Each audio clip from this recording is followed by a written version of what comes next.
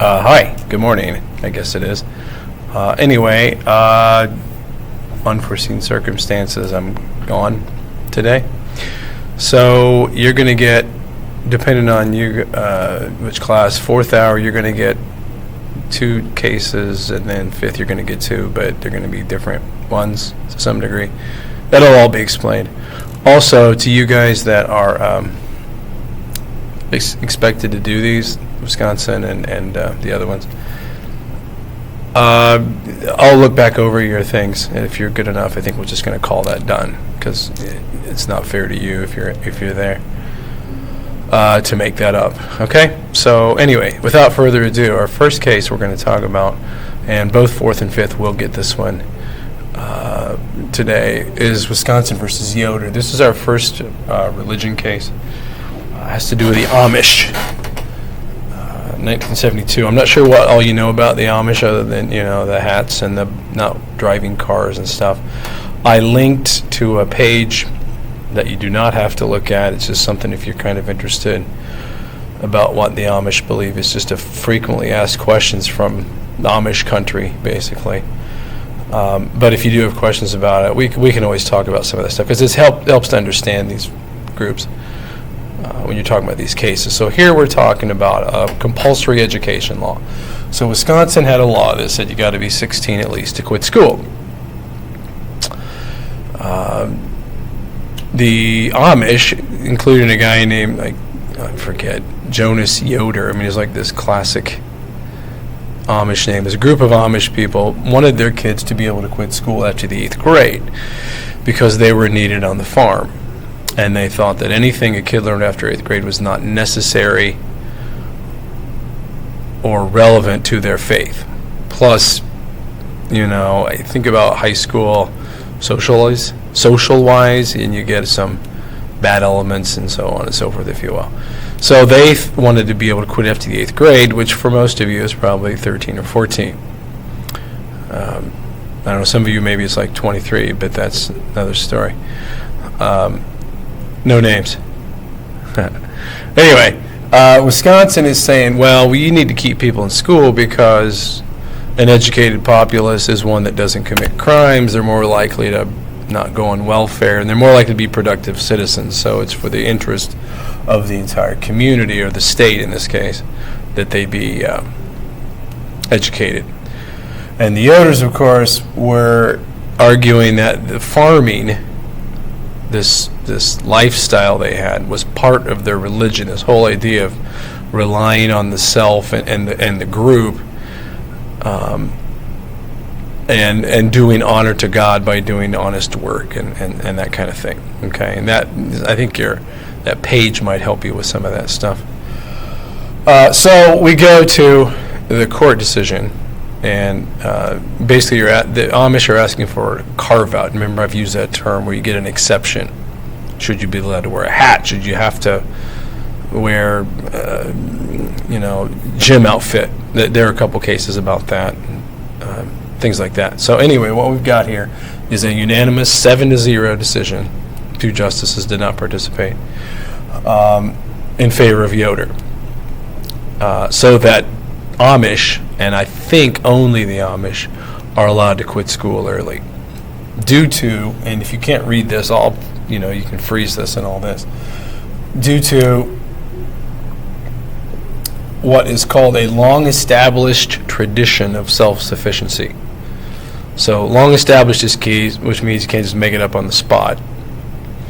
And then self-sufficiency is that we are that unit that doesn't rely on the outside very much, and that's part of our belief, to be simple in the eyes of God and to be pure and true and so on and so forth. So, to this day, they are allowed to quit school after 8th grade.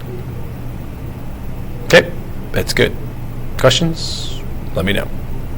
All right, your next case, which is not in order of what you guys are going to do, but I'm just doing it because I already wrote it on the board, and then we will do the other ones, is a case called Lee v. Weisman. This is about commencement prayers. This is going to be you guys in a little while. 1992 is the decision here.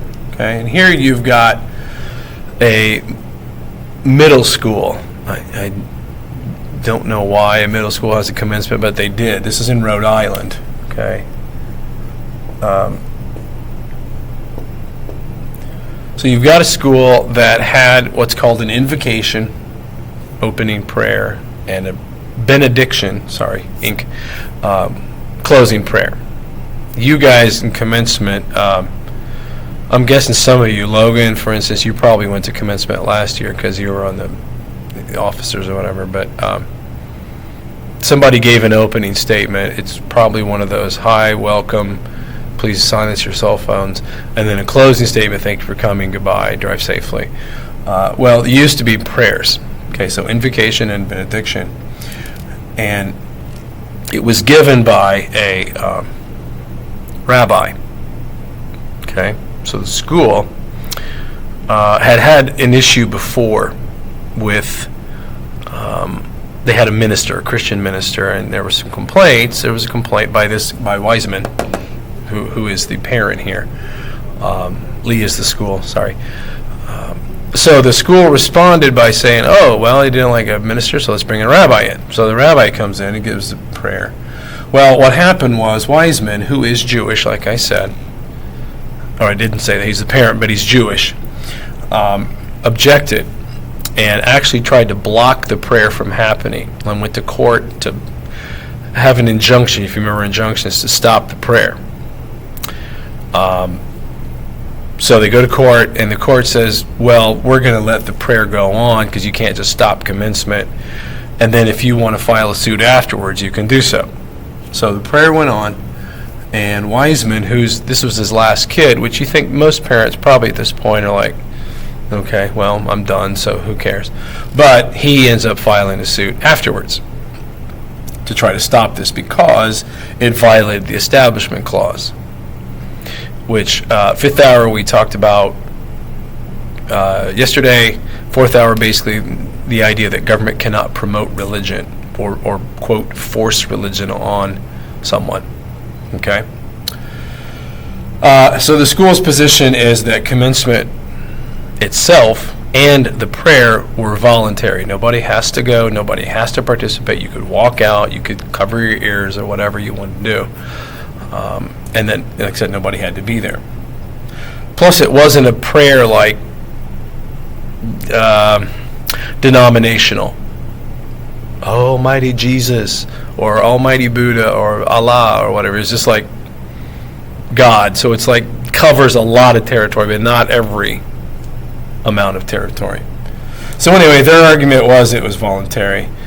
And the Supreme Court, in a 5-4 ruling that was very controversial, a little off there, sorry, ruled in favor of Weisman. And so to this day, you cannot have a school-sponsored, use the wording here, school-sponsored or approved prayer at commencement, and it only applies to commencement. I'll explain that in a second. Okay?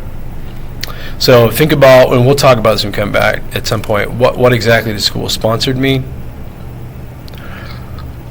What does school-approved mean? There are different variations of that. We'll talk about how this might go at Pendleton Heights. It's kind of fun. But the ruling mainly was because they said commencement, while it's technically voluntary, really isn't. I mean, every school, and it's true here too, it is the biggest event of the year. It's what the point of it is. And to say it's voluntary is to belittle it. And commencement, because it's a one-time thing, it's not the same thing as a ball game or a choir show, or you guys in drama do a fire up, and sometimes that involves religious stuff. Band, I know, does some things, or maybe the theme of a song, or think about Christmas carols at the Christmas concert, things like that. Because commencement is such a one-time unique thing, it got its own case, basically. So you cannot have school-sponsored or approved prayer, and we'll talk about that when I get back.